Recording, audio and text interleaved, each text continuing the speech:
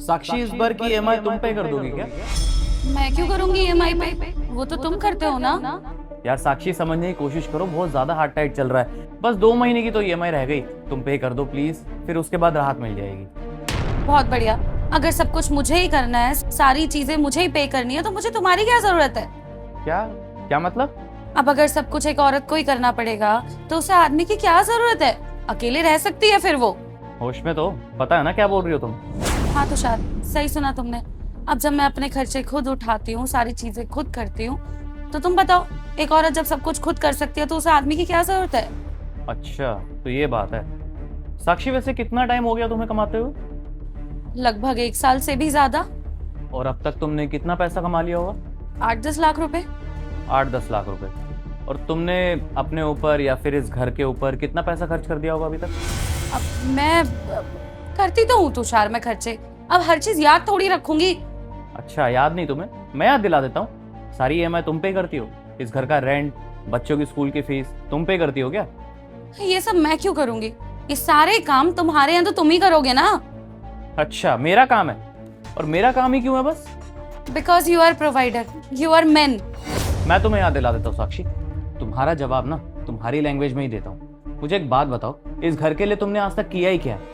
सारी चीजें तो मैं पे करता हूँ, इस घर का रेंट मैं पे करता हूँ, सारी ईएमआईज मैं पे करता हूँ, स्कूल की बच्चों की फीस मैं पे करता हूँ, और तो और यहाँ पे जो मेड आती है उसकी सैलरी भी मैं ही देता हूँ। तुमने क्या करा इस घर के लिए? हाँ, अरे अगर मैं एक गिलास तुमसे पानी भी मांग लेता हूँ तब भी तुम इतना गुस्सा कर देती हो, जैसे पता नहीं क्या बोल दिया हो मैंने। तुम एक बात बताओ साक्षी, एक इंसान शादी क्यों करता है? ताकि उसका जीवन साथी उसके सुख दुख में हमेशा साथ रहे, हमेशा उसकी प्रॉब्लम को समझे।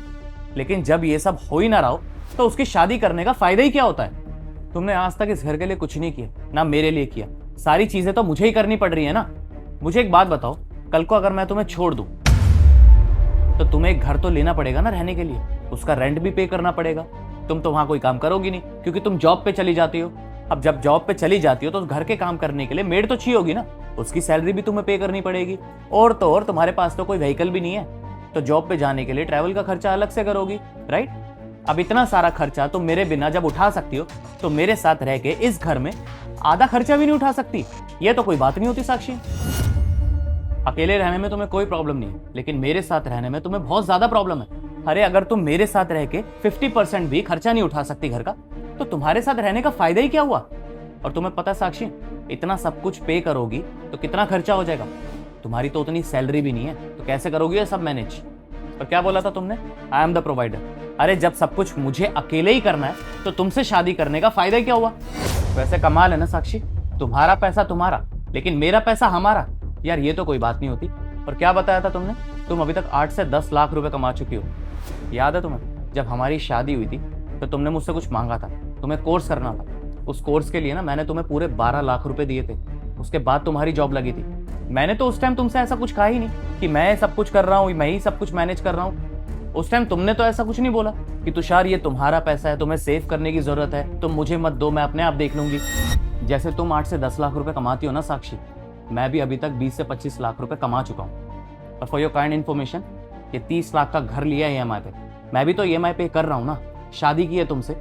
अरे मुझे कोई जरूरत नहीं थी किसी भी चीज की, मैं बिना शादी के भी रह सकता था। मुझे क्या जरूरत थी तुमसे शादी करने की, तुम्हारा खर्चा उठाने की, इस घर का खर्चा उठाने की, बच्चे करने की, उनका खर्चा उठाने की।